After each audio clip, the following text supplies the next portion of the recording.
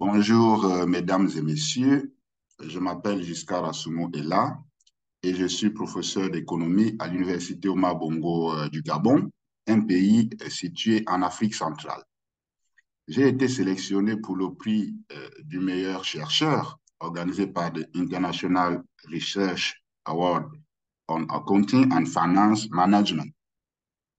Dans cette vidéo, je vais vous présenter les résultats de deux articles dans lesquels nous analysons l'impact des annonces de politique monétaire de la Fed sur les marchés financiers des pays en développement, les cas des marchés financiers du Moyen-Orient et d'Afrique. Alors, qu'est-ce qui nous amène à mener une telle étude? Entre 2008 et 2013, l'un des traits distinctifs de la politique monétaire de la Réserve fédérale américaine était le guidage des anticipations dans le sens de la persistance de taux d'intérêt bas et, en général, la pratique durable des conditions très accommodantes pour atteindre les objectifs nationaux. Le problème est que cette politique qui répond à des objectifs nationaux affecte également les flux de capitaux internationaux. Dans ce contexte, les économies émergentes présentant les écarts de rendement attrayants deviennent une destination privilégiée de l'épargne mondiale.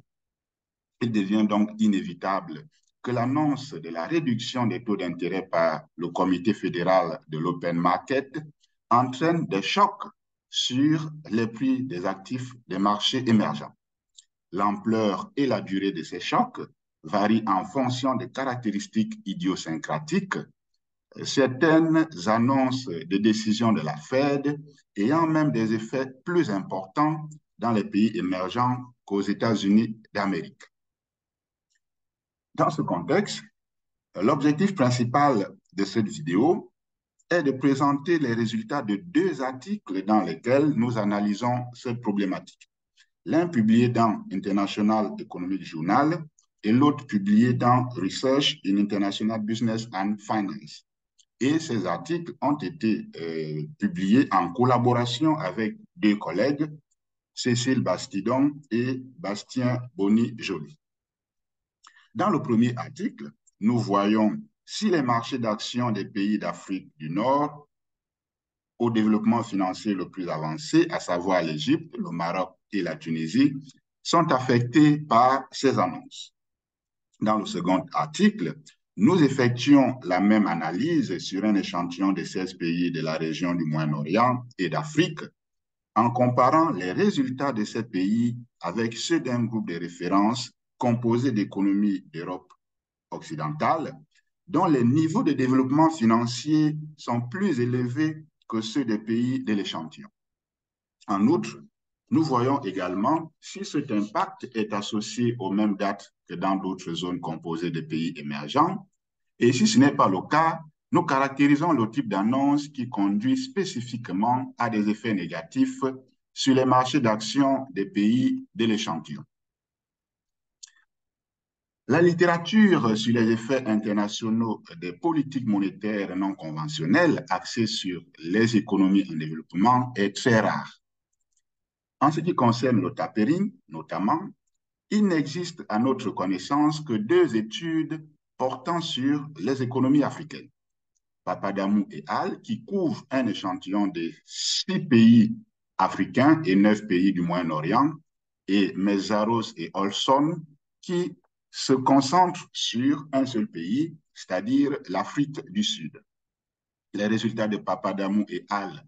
Ne sont pas directement comparables à la littérature sur les économies émergentes, dans la mesure où les auteurs utilisent des tests de causalité au sens de Granger qui ne sont pas conçus pour comprendre les effets d'annonce, contrairement aux études d'événements. Notre objectif est donc de contribuer à combler cette lacune de la littérature. Pour ce faire, nous avons adopté une stratégie empirique comportant deux étapes. La première étape consiste à construire les variables indicatrices d'effets d'annonce alternatives. Nous présentons la méthode et les résultats de la construction de la variable muette des effets d'annonce par des tests date par date, puis la méthode et les résultats de la construction de la variable muette des effets d'annonce par la couverture médiatique.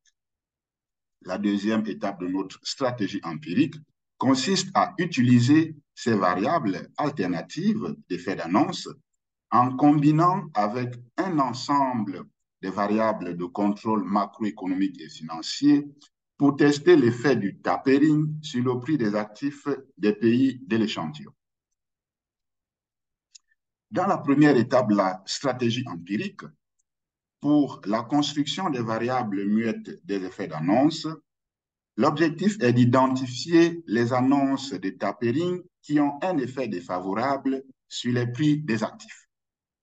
Nous utilisons les prix des marchés boursiers comme proxy des prix des actifs en général.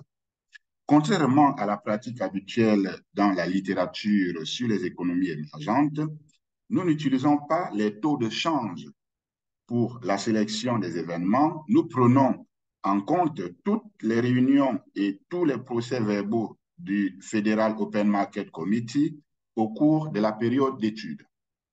Pour la construction de la première variable muette alternative, nous testons à la suite de Mishra et al. L'effet individuel de chaque réunion et de chaque publication de compte rendu du Comité fédéral de l'Open Market en utilisant les valeurs quotidiennes des indices de prix des marchés d'actions. À ce stade, chaque date correspond à une variable muette spécifique. Les premières différences des indices des marchés boursiers sont régressées séparément et successivement sur l'ensemble des variables muettes correspondant aux réunions et aux comités de presse. Pour garantir la robustesse, nous testons trois formes différentes de la fenêtre d'événement, avec une valeur non nulle le premier jour de la réunion, avec une valeur non nulle les 2 jours de la réunion et avec une valeur non nulle le deuxième jour de la réunion. Compte tenu de l'existence d'effets individuels dans les données, nous testons l'équation 1 suivante. Avec delta Y, la différentielle première de l'évolution du marché d'actions des pays de l'échantillon, et D ici représentant une matrice de variables Doumi, de variables Doumi, c'est-à-dire de variables indicatrices, qui représentent, n'est-ce pas, les jours où les réunions et les réunions ont eu lieu. La règle empirique de Mishra et al. Est qu'il faut au moins 2 coefficients significatifs de même signe pour classer un événement comme favorable ou défavorable. Comme nous nous concentrons sur les seuls marchés d'actions, nous retenons au moins un coefficient significatif et négatif correspondant à un événement défavorable. Notre objectif étant de caractériser les effets des annonces de politique monétaire restrictive. Les seules dates ayant un effet négatif sont retenues pour construire la variable muette de la deuxième étape de la stratégie empirique.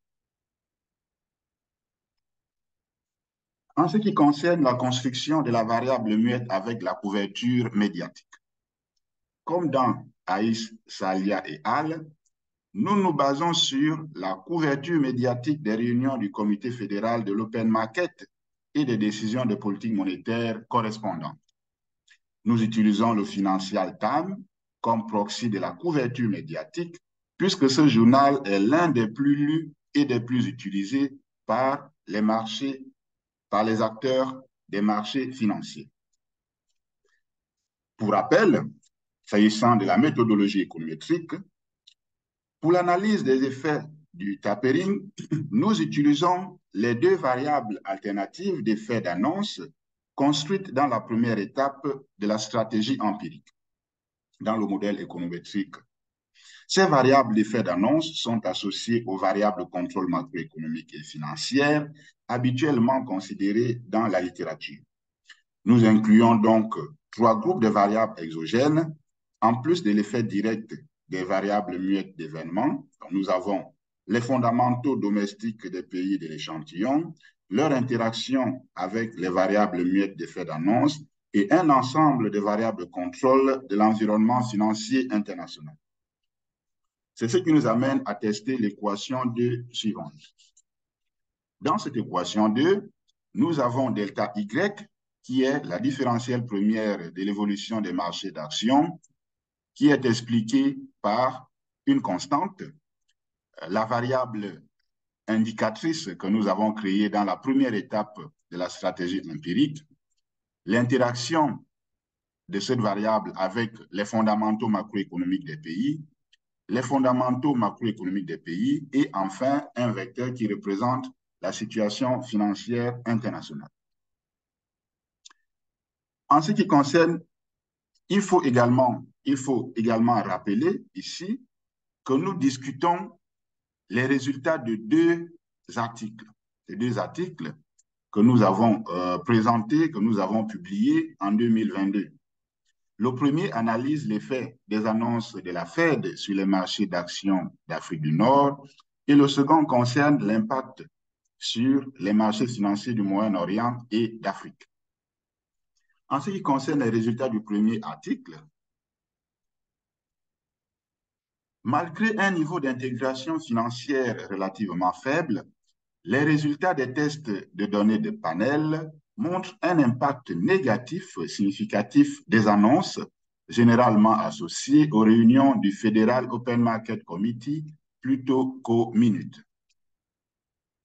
Ce résultat est conforme à la littérature sur les effets d'annonce nationaux et internationaux, des informations publiées par le Federal Open Market Committee en absence de discordance de ton entre le communiqué de la réunion et le procès verbal. Du point de vue des recommandations de politiques économiques, l'étude de l'interaction entre les annonces de tapering et les fondamentaux nationaux montre des résultats intéressants. Les fondamentaux ayant des effets directs favorables sur la dynamique des marchés d'actions pourraient indirectement accroître leur vulnérabilité aux effets d'annonce. L'inflation, l'investissement domestique et l'ouverture commerciale montrent des effets d'interaction significatifs dans le sens inverse de leurs effets directs, dont certains sont supérieurs aux effets directs.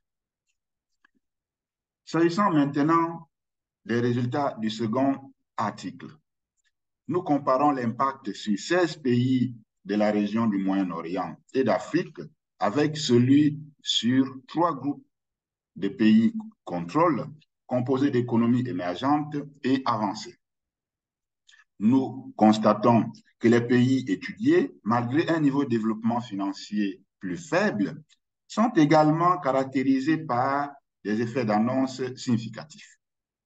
Les dates des annonces significatives sont plus proches de l'Europe occidentale que des autres économies émergentes, ce qui reflète les liens économiques importants avec l'Europe. L'inflation domestique et les IDE ont des effets directs et indirects les plus importants. En particulier, l'effet direct des IDE est favorable, mais son effet indirect est défavorable, comme dans la littérature sur les pays émergents, où le développement financier augmente fréquemment les vulnérabilités à l'impact des annonces de politique monétaire internationale. Plus généralement, ce résultat renvoie à la question macroéconomique de la capacité d'absorption nécessaire pour obtenir les bénéfices des investissements directs étrangers. Thank you for your attention.